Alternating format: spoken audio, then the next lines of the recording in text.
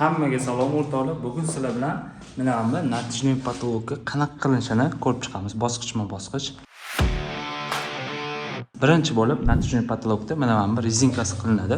Ko'rasizlar, mana bu bitta rezinka turibdi.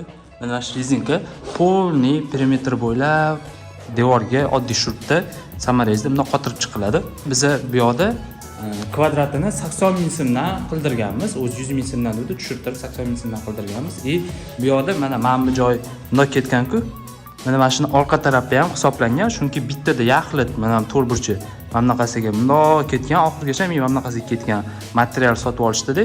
Mana bu bitta stik bo'lmasligi uchun общий material sotib olib, общий o'shani puliga hisoblashdi mana bitta bittada ulab olishdi. Agar mana bitta o'zini mana bu xonani o'zini alohida qilib, mana bitta o'ziga alohida qilishganda, nari joy qilinmaydi deb u yoq olib tashalganda, mana bitta ham bitta reyka qilib turib, bitta stik bo'lardi. Reykaga mana shu rezinkasini qotirish kerak bo'ladi. O'shaning uchun shu joyni sizlarda ham agar qiyshaygan joy bo'lsa, общий hisoblashadi. O'shani hisobida material olib kelib, mana bitta stik bo'lmasligi uchun shunaqa qilinadi. O'zi mana shu rezinkasini bir xil profildan qiladi, alyuminiy profildan qilish mumkin yoki har xil boshqacha profillar bor. Ular pagonometri $6 $7 boshlanadi va hisoblab chiqsangiz bitta mana shu 70 kvadratli joyga ancha-muncha rasxod ketib qoladi. Natijniy qildirayotganingizda ma'nosi qolmaydi, chunki natijniy qilishdan maqsad arzonroq tushishi. O profil qilib shu profilga qotiraman deyilsa chiroyli chiqadi. Lekin o'sha gipsokartonni narxiga borib qoladi, plus minus shu narxiga borib qoladi. Undan ko'ra gipsokarton qildirib olsam yaxshi deb qolasiz. Shuning uchun natijniy qilishdan maqsad agar budjetni arzon qilib kamroq rasxod qilaman deyilsa, mana shunaqa rezinka qo'yish kerak. Mana shu rezinkasi natijnoyi galogenni qotiradigan rezinkasi bilan общий kvadratiga 80 mingdan gaplashganmiz. Bu juda ham arzon, 70 kvadrat uchun patolog polni bitib ketadi. Bunga siz galogen olib berasiz, 80 mingdan tashqari rasxod galogen olib berasiz, reyka olib berasiz. Mana treklarni, aniq lustralarni qotirishga reyka olib berasiz. Bo'ldi, mana shu rasxod bor. Gipsokartondan ancha arzon tushadi, plus minus gipsokartonning effektini beradi. Bu qoqib chiqilgandan keyin o'sha bunga bundoq qilib tiqib, mana bu natijniy patologga qotiriladi. Mana ko'rasizlar, mana tiqib qo'yilgan. Buni bir xil olovda ana qizdirib buni tortadi, bir xil o'zini qizdiradigan apparati bo'ladi, o'shani qiladi. Hamma har xil. Keyin ko'pchilik buni ertaga tushib ketadi yoki sal latta patta deysa yirtilib ketadi deb o'ylaydi. Aslida unaqa narsa emas. Men o'zim ushab ko'rdim, bannerdan sal ingichkala narsa bo'lar ekan, lekin cho'zilganda undan ham ozgina ingichkalashadi, lekin men o'ylaganimdan ancha baquvvat narsa. Bemalol osilsa ham, odam osilib tursa ham shuni ko'taradigan darajada baquvvat narsa. Endi ikkinchi bosqichda mana bunaqa hammada turba o'tgan joylar bo'ladi va buni qanaqa qilishadi deyshadi. Bizda oq bunaqa rezinkaga o'xshagan narsa qilib ketishgan va o'shani atrofida aylantirishgan. Faqat mana bunaqa bukilgan joylari bo'lib qolishi mumkin. Shunisiga ahamiyat berish kerak. Va bu mana bu yoqda ham bor. Bu yoqda faqat rezinka qilishmay mana bunaqa olib ketishgan. Sal mana shu joylari xunuk bo'lib qoladi. Natijnoyda mana bu turbalar o'tgan joylarini mana bu rezinka qilib ko'rsatgandek qilib yopib olish kerak bo'ladi.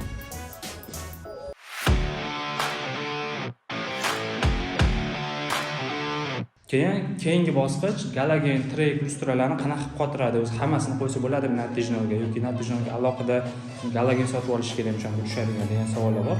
Absolyutno hamma galogenni qo'ysa bo'ladi natijnoga, o'sha treklarni ham, trekli sistemani ham qo'ysa bo'ladi.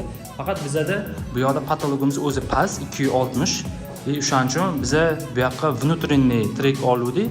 Внутренний trek qilsa yana 20 sm tushar ekan. O'shaning uchun keyin внутренний mana turibdi, наружный zakaz qilgan bo'ldik. Внутренний trekda mana bu joyini ko'rasizlar, ikkita kirgan tishi bor. Mana shu tishiga natijnoy mana bunday keladi. Mana shu tishga bunday qilib qirg'izib qo'yiladi. Mana mashdan natijnoy urugi ketgan bo'ladi. Mana bu ichi trek, mana bu yerda turadi. Trekimiz urugini bilan natijnoy urugini bir xil bo'lib qoladi va chiroyli chiqadi mana shu variant. Faqat bunda patologimiz mana shuncha tushadi. Bundan keyin yana mana bunaqasi uqil qilib patologga qotirilsa, mana tepasida ham yana 5 sm joy bo'ladi. Lekin biz narujniy qiladigan bo'ldik, chunki patologimizni tushirsa juda ham past bo'lib ketadi.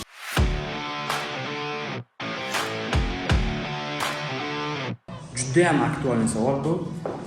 Natijnoy bo'yasa bo'ladimi, yo'qmi? O'zi qanaqa natijnoy qilgan yaxshi deyshadi.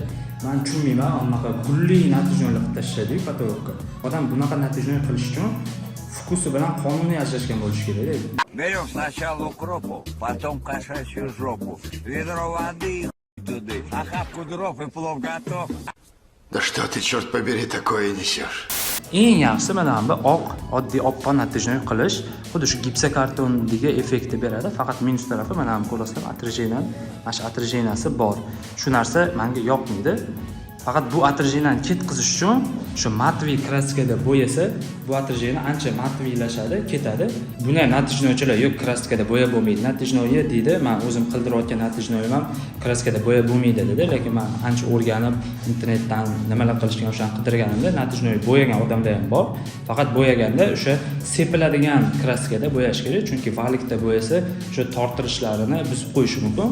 O'shaning uchun sepiladigan kraskada bir me'yorda bo'yash kerak. Uni ham agar qaysidir joyini to'q, qaysidir joyini oq bo'yab, och bo'yab qo'ysa, xunuk bo'lib qoladi.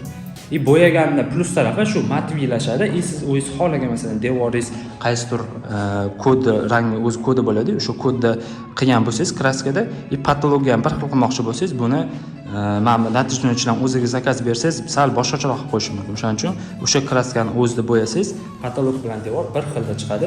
Mana shu plusi bor.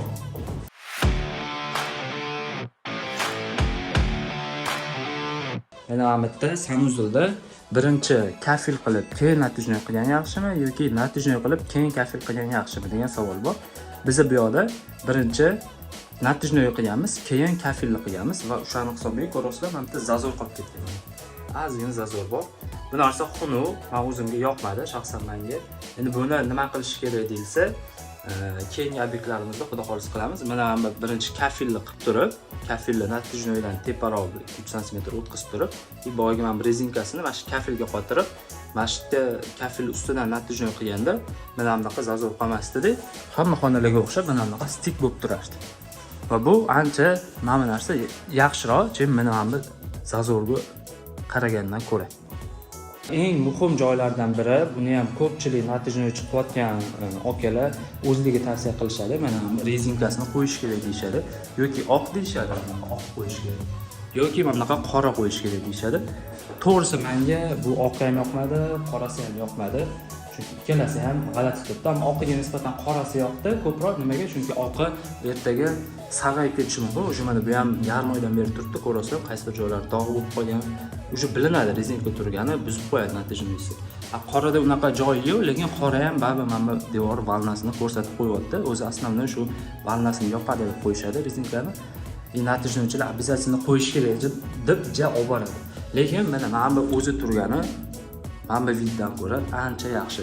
O'zi tinovoy shof bor, patolog gipsokarton qilganda black shadow deydi, o'sha qora soya qilib tinovoy shof qilib kechadi. Ana o'sha effektni beryapti mana bu narsa rezinkasi. Mana bu ikkita rezinka qo'yilganda ancha chiroyli. Hozirgi men aytganlarim hammasi o'zimning tajribamdan kelib chiqib va internetda yig'gan bilimlarimga asoslanib aytdim. Kimdir gaplar yo'g'on haqda degan narsa emas, o'zimiz mana shu kvartirada qilgan ishlarimizdan, orttirgan tajribamizdan kelib chiqib aytdim. Va agar video yoqqan bo'lsa, like bosinglar, izoh bilan, like bilan qo'llab-quvvatlaylar, shuni ishni qilsanglar, like bosinglar, komment yozsanglar, meni yanada mashhur bo'lishimga va yanada shunaqa foydali video chiqarishimga sababchi bo'lgan bo'lasizlar. Va qanaqa savolinglar bo'lsa, o'zingizlarning uylarda qilgandagi holatlar bo'lsa, kommentariyaga yozib, men javob beraman sizlarga. Tinchlik bo'laversin, yaxshilik bo'laversin. Hammaga xayr.